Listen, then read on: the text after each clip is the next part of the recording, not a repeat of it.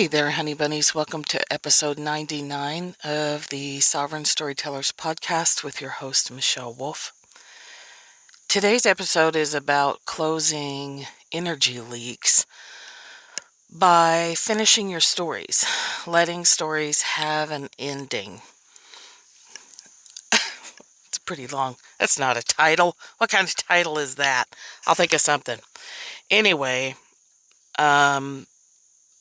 so we hear a lot of talking about, creating a new normal. Our lives are never going to be the same after this virus, and that's all true.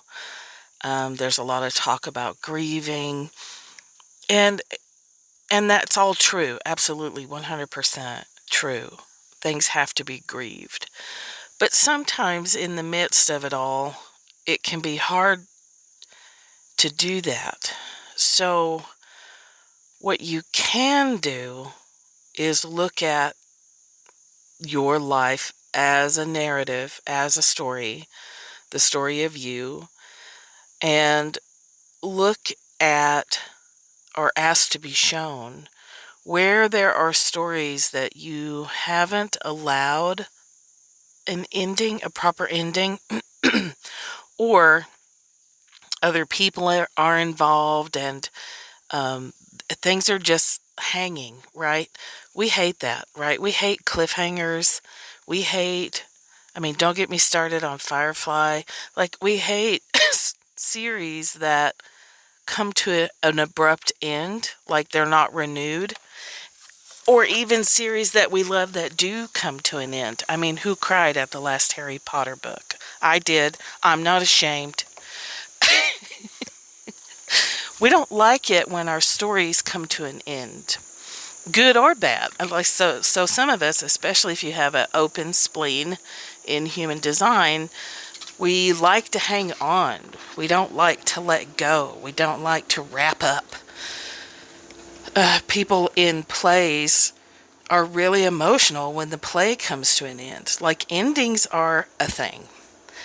And the reason I am bringing this up is because those unfinished stories are such a drain, and we need... You hear that rattling?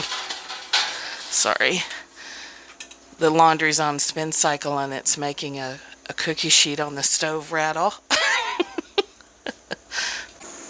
So because we need every little particle of energy that we can have, it can be helpful to do some mining and some finishing of stories. So a lot of you know that when I was a therapist, I specialized in trauma of various kinds and addictions. And before I was EMDR certified, I used a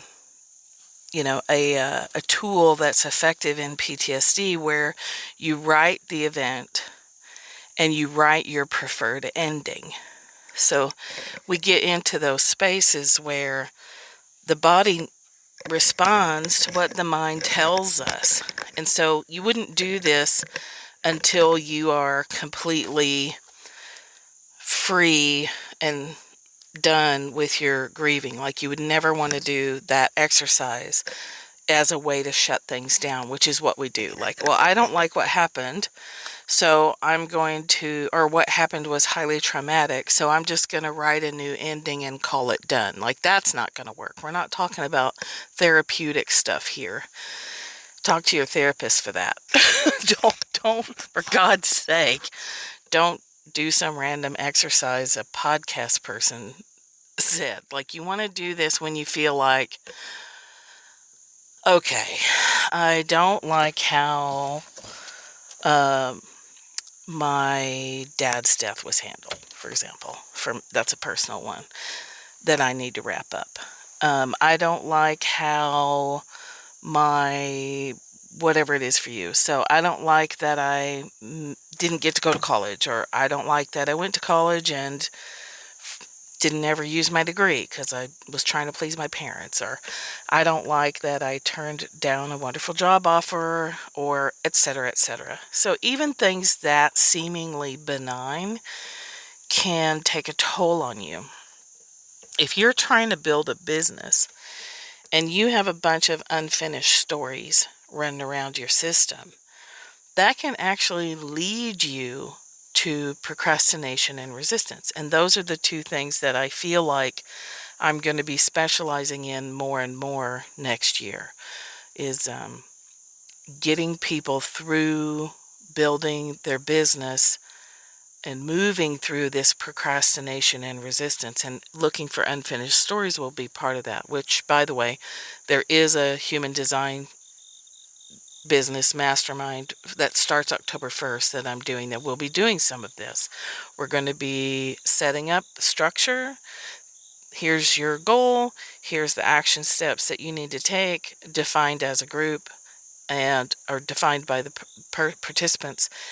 And then when you don't take those action steps, because that's what will happen, then we're going to explore why. Like, is there an unfinished story? Is there a false belief? Do you have a bunch of active gates in your spleen that are causing imposter syndrome? We're going to be using the human design chart as a framework to dig it out and get going.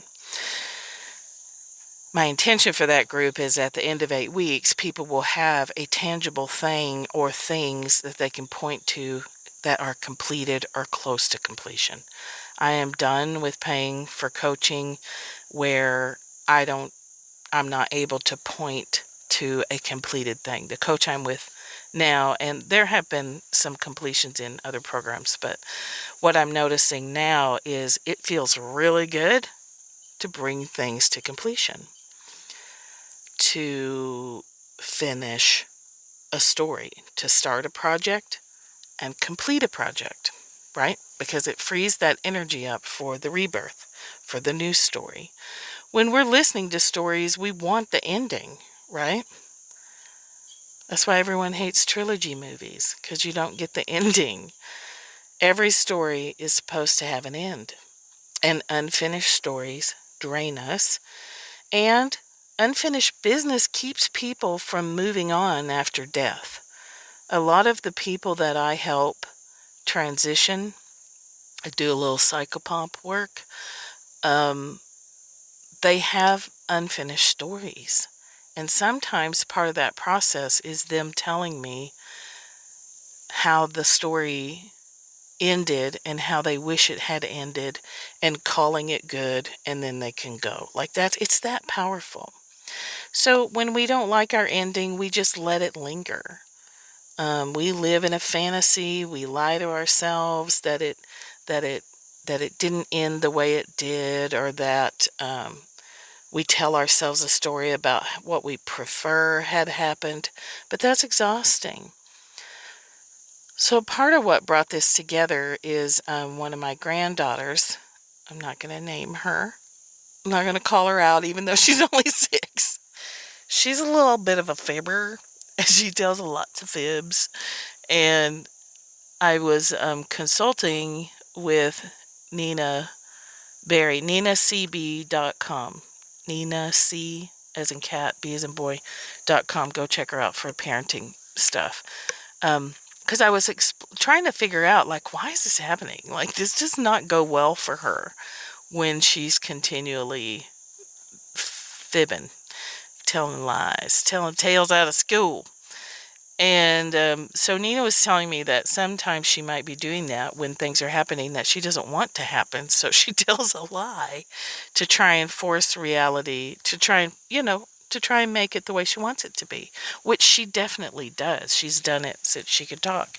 If you tell her that you are taking her to the grocery store and she doesn't want to go, she verbalizes a story that you're actually going to the park. It's kind of hilarious until it's turned into this thing that's, it's getting her in trouble, and we don't want that. So that, and then the looking at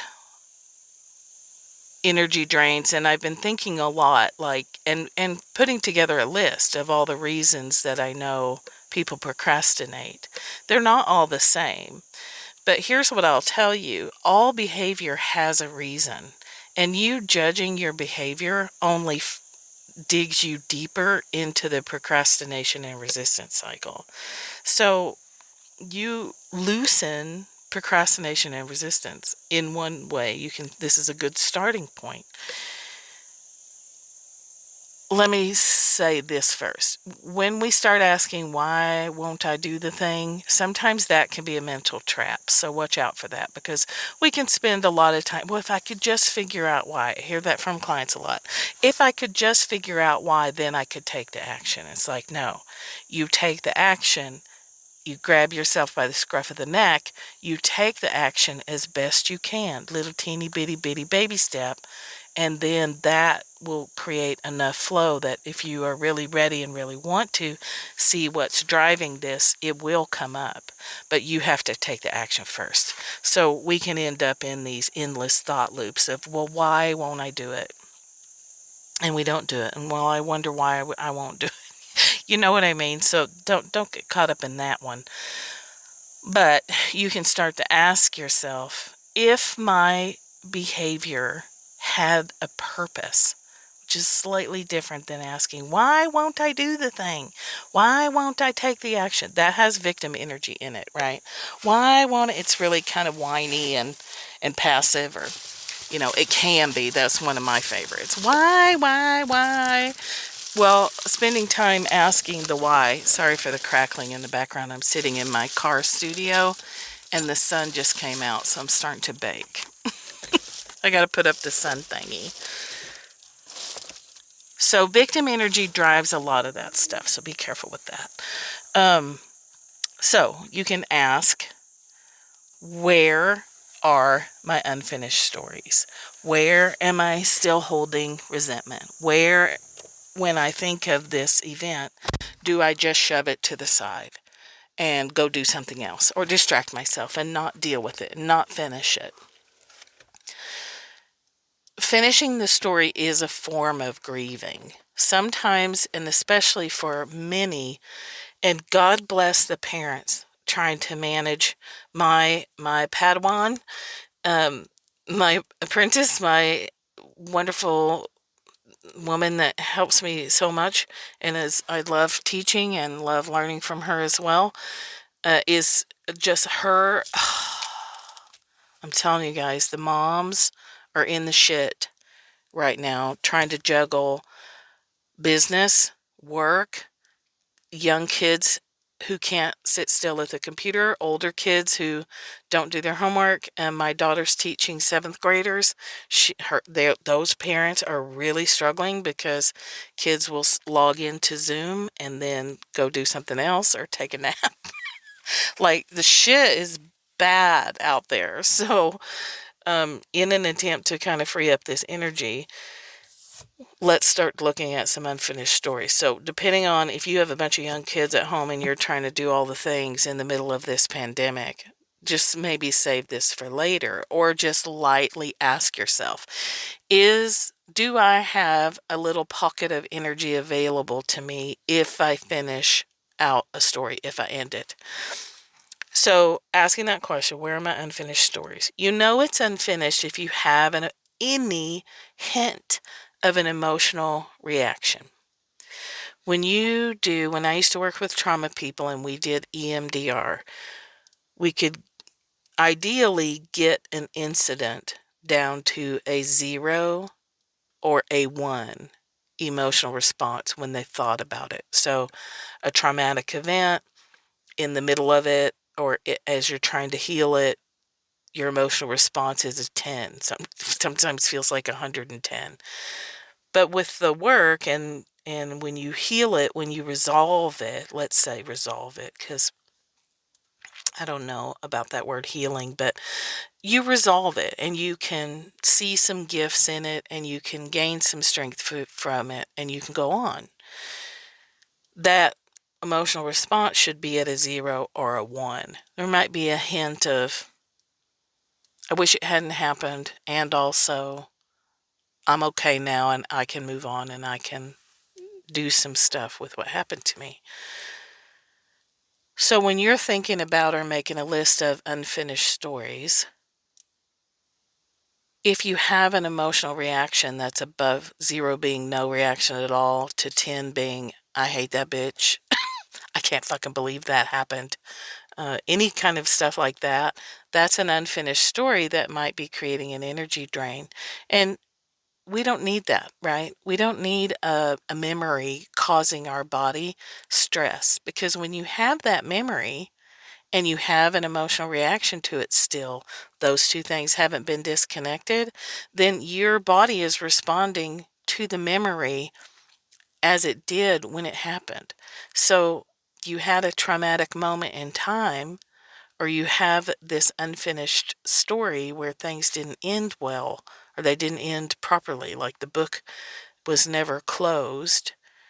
That takes a toll on your body. Your body will pump out adrenaline and stress hormones and all the epinephrines just from the memory, which really stinks, right? You have a moment in time that's traumatic, and then every time you think about it, you have it again and again and again. And your body just keeps taking the hit from something that happened once in the timeline of your life, in the narrative of your life.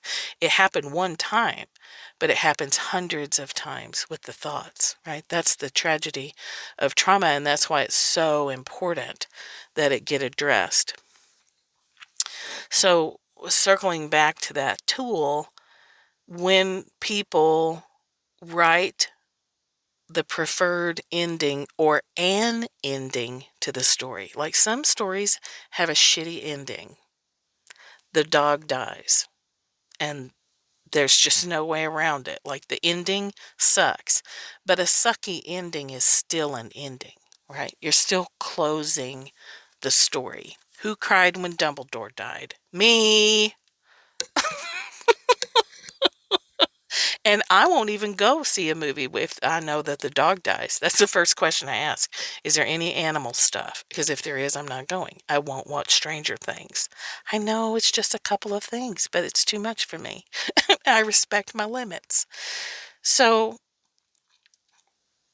but research showed that that would close the loop. Our brain does this loop. It hates an unfinished story. It will circle it, circle it, circle it, chew it like a dog with a bone, because it needs resolution. Your brain, to move on, needs resolution. And traumatic events, and there's some brain names, the hippocampus and the amygdala and the loop and all the things that I don't remember the details of, so I'll let you Google that on your own. But your brain isn't trying to torture you with recurring unfinished stories memories. It's trying to find an end. It's trying to close the loop. So if you know that's happening, you can take control of that process and close that loop yourself. Step off of that treadmill of resentment. Step off of the fear loop of, I've launched a bunch of courses and none of them have worked, and now I have launched trauma and I don't want to try again. Or I've paid a bunch of money and didn't get anything out of the coaching, so now I'm afraid to invest in a mastermind. Or the longer, like From Wounded to Wise is $3,500 with the early bird price and $5,000 if you miss that window. And that's a big chunk of money. And if somebody's already been through programs and didn't get anything out of it, it's hard. They have to do a lot of feeling into if my program's right for them, because they have an air quote trauma. They have an injury, let's call it that. They have a hurt that they invested in programs before and it didn't work. That sucks. So we have to close that loop. That's part of, when you hear people say creating a new normal, that's part of that process, is that grieving, accepting that this happened and now I have a loop and I feel incomplete and things aren't finished and I'm stuck, So we have to close that loop for ourselves. So even in this pandemic, we can begin to close that loop by acknowledging that all things end.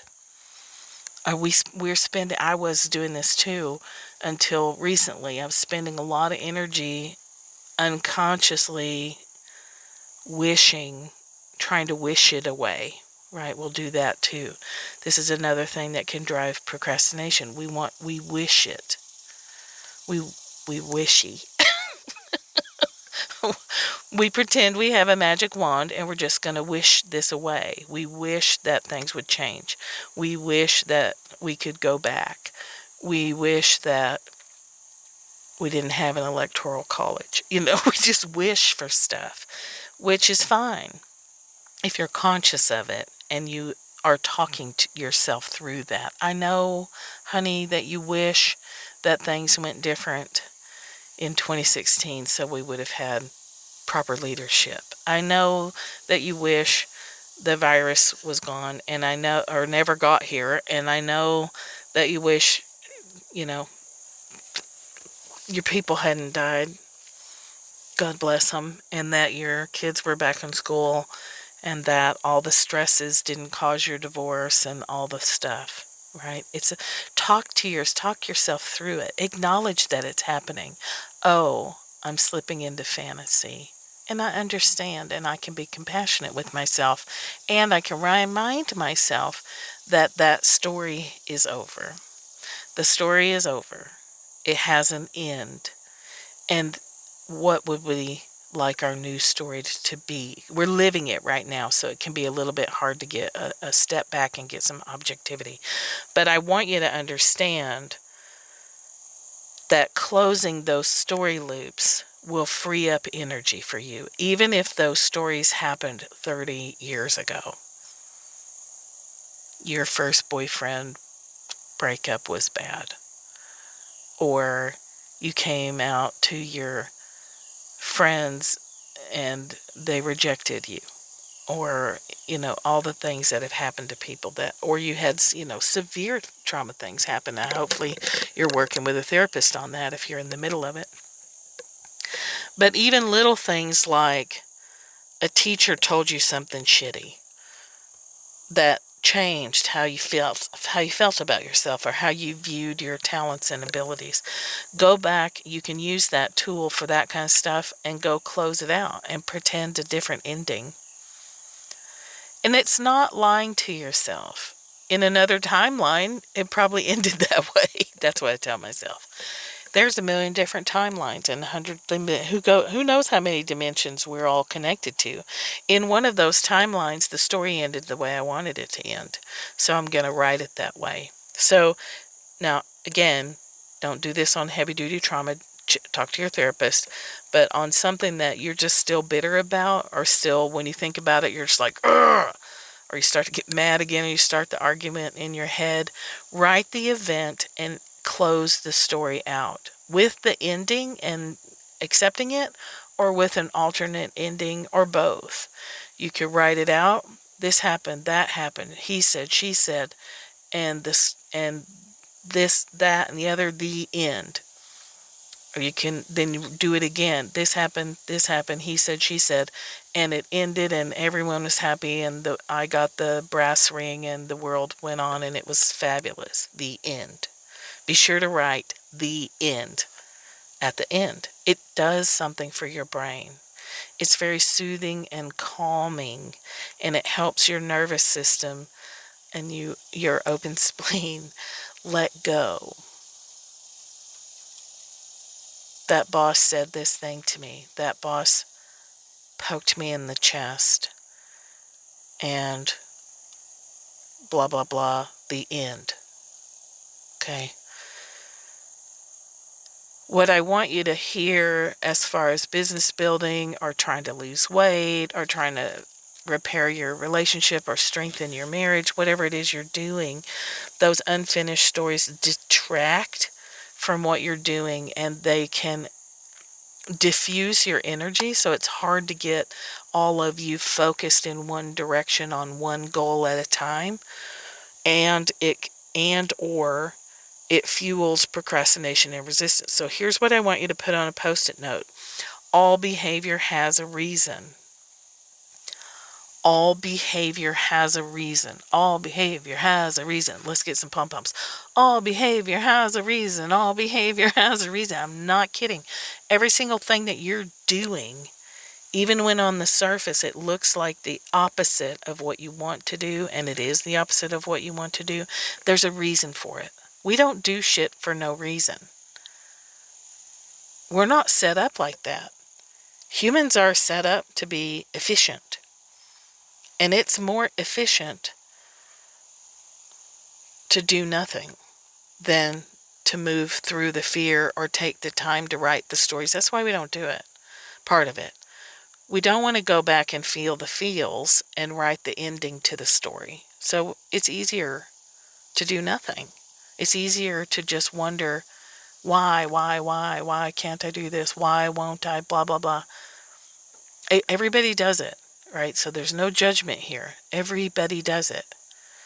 So telling yourself the truth and wrapping up and closing out these unfinished stories through creating the preferred ending or accepting the actual ending will release that energy, if that's what's driving the behavior. So I've been making a list of all the reasons why people procrastinate and resist taking action. And it's a long list. It's a long list. There's lots of reasons why we do that. There's lots of reasons why hi kitty, why it's easier to do nothing than to go ahead and spend a few hours, days, maybe weeks, wrapping up what's driving what's bogging you down. Okay, so when we know that, and now you do, you can gear up for it. You can prepare for it. Okay, I'm going to have to sit down and wrap this story up that because I failed in the past, I can't succeed in the future. I'm going to have to sit down and wrap that up. I'm going to have to wrap up the story of the math teacher who, and this is true, my 9th grade algebra teacher let all the girls sit in the back of the room and paint their nails and gossip because he said to the class, only boys need math. You girls go do what you want to do. You don't have to pay attention. And he gave us all A's. What the fuck? Right? So that added and reinforced the story that I'm bad at math. There was other emotional trauma around math. So I have to go finish that story. That's over. That's done. I'm just using that as an example. But I had to go look at that story where did I get this idea that I can't handle math? I can't get into finance, the world of finance and investments and stuff because I'm no good with numbers. Where'd that come from? So I went back and rewrote things. And I'm easing myself into that world. And I go as far as I can. And when I get overwhelmed, I stop. But I don't let myself drop it. So there's a touch of discipline required. You have to dig deep and take the actions so that you can see your reaction. And that's how you know what to do. Your body will tell you. These things are not a mystery when you start talking to your body. Let me say it the other way. When you start listening to your body, it's not a mystery where your stuck places are and why you're procrastinating. It's not a mystery. Your body will tell you. You start to sit down and write a sales page and do everything in your power not to do it. Your body's telling you there's something that needs to be resolved here. Sit down and write the sales page and I'll tell you. I'll show you an image, or I'll bring up a memory, or I'll twist up your guts. And then you can ask, oh, wow. I go to sit down and write a sales page and I remember a 8th grade English teacher that said I was a shitty writer or whatever it is for you. Or I remember saying I want to be a writer as a kid and somebody laughing about it, or somebody saying don't be ridiculous. This happened to a woman I know at a work event. She kind of slipped or mentioned she was writing a book, and someone else laughed at her. If she has any emotional reaction to that now, she needs to go rewrite that story because it had an impact. And that's unfortunate, but we can't control what people do, right? The person who laughed shouldn't have done that. It was rude and thoughtless. And the person who was impacted by it, I hope by now has rewritten that ending so that it's not impacting her anymore. So, not posting, signing up for a business class or a weight loss class, the two are very similar, by the way, because you have to take actions you don't want to take. You have to stop eating the foods that your body is screaming at you it doesn't like, it can't handle, it can't process. I got a pre-diabetes diagnosis, and I'm scared to death of slipping over into diabetes, so I'm highly motivated. And I'm going back to, the no sugar way that I used to live. And darned if my blood sugar isn't coming down. I've got a little glucometer. And sure enough, when I eat the foods my body chooses, I'm fine. Well, finer. It's going to take some time to get it all the way down. But you know what I mean? Like weight loss and building a business, doing anything profoundly new, it's all the same. If you haven't dated in a long time and you want to start dating again, it's the same. The process is the same. You have to take an action. You have to notice that you don't want to take it or that you're not taking it. And then you have to ask those questions. How do I feel when I start to take this action? Where is the tension in my body, and what thoughts are driving that tension? And then let me get in there and figure out. So one starting place is let me get in there and ask myself, do I have unfinished stories? Do I have stories about dating or weight loss or money? Money's the same. Money programs are the same. You have to take a look. You have to take some actions. You have to start setting and keeping money dates with yourself. And then when you don't, right? Every program's like module 1, 2, 3, 4. We're going to do this, that, this, and that. Yes. And you're not going to want to do it. That's the part that gets left out, right? You're going to have to set a money date. And it doesn't get left out of all programs. Barry Tesler's program does a great job of acknowledging you're not going to want to do this. You're not going to want to look at your food. You're not going to want to stop eating the food that skyrockets your blood sugar. You're not going to want to give up your evening bucket of popcorn. I didn't want to give that up. And also, I didn't feel good eating it, and I don't like what it does to my numbers. So I closed the popcorn story. When I was younger, I could eat popcorn, and it didn't seem to bother me. And then it started to bother me. So now I don't eat popcorn. The end. It's a little easier, right? That's a fairly one of like, oh, I used to could eat popcorn, and things change and life moves on, and I've been under a lot of stress for several years, and my body can't handle popcorn, so I don't eat popcorn. The end. Beep, beep, beep. That's all, folks. Where are your little stories? Where can you finish them out? All stories end. Our universe, our galaxy will eventually end. It's billions of years from now, but all stars eventually die. Our sun will eventually supernova, and that's that for life as we know it, if life still exists a billion years from now in our galaxy, right? It's done. And if you feel twingy thinking about that, I don't want the story to end, then that's something to look at. which things need to be buried so that you can move on. You can't start a new story until you write the end to the other story. Now, you have multiple stories running at the same time, but when you want to free up the energy of a storyline, you have to write the end and close the book. So think about it this way. If you're a person like I know a lot of you are, and I am too, that has books, maybe you have them all on your nightstand or a reading table because you're super organized, and I'm a slob.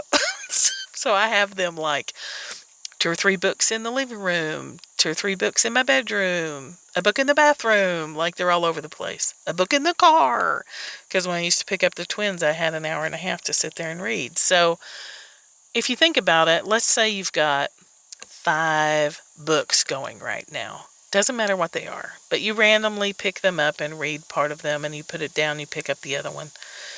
And that's fine. It's fine to do that. But if you think about it, you have energy going to 5 different stories. You're connected to 5 different books. You see them and you think, oh, I need to finish that book. Or you see them and you're like, I can't even believe I don't have time to read. Or, you see the book, you're energetically connected to those 5 stories. If you're trying then to start a 6th, that's hard to say. If you're trying to start story number 6, let's do it that way, because 6th is hard to say. That's more energy, right? You would have a better distribution of your energy to finish a book or 2, read the end, close the cover, put it back on the shelf or stick it in the donate pile, and then start that book, which would be the 5th book or the 4th book. You see what I'm saying? You only have so much energetic capacity. So if you have a big family life right now, and you've got all the pandemic stuff going on, and you can finish some stories, just ask yourself, are there some lightweight stories that are energy drains that I could wrap up in 5 minutes of notes? Just see if something comes to mind. Oh yeah, that time Grandma Edna made you, emotionally pushed you into eating something you didn't want to eat, and you still feel bitter when you think about it. Those are little lightweight energy loops that you can close so that you have energy available for dealing with what you're dealing with right now. Maybe. That may not be possible for you, but it's an option to explore. In our heads, we're like, who cares that Grandma Edna talked you into eating a sweet potato pie or whatever it was? But if you have an emotional reaction to it, it's an unfinished story that is contributing to your package of energy that you have available or not. If you remember that memory and you're like, oh, that Grandma Edna, well, then that's nothing, right? But you're asking your body, where are the unfinished stories that I can finish real quick that might give me a teeny tiny little drop more of energy that I desperately need, right? I think there's a spoons thing out there too. I know I read some Martha Beck stuff about it. Like, you have so many spoons at the beginning of the day for your energy, and what you spend it on is a spoon. What I'm saying is you can create more spoons.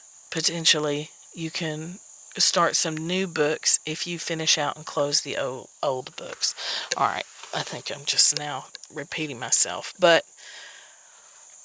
it's important. It's important.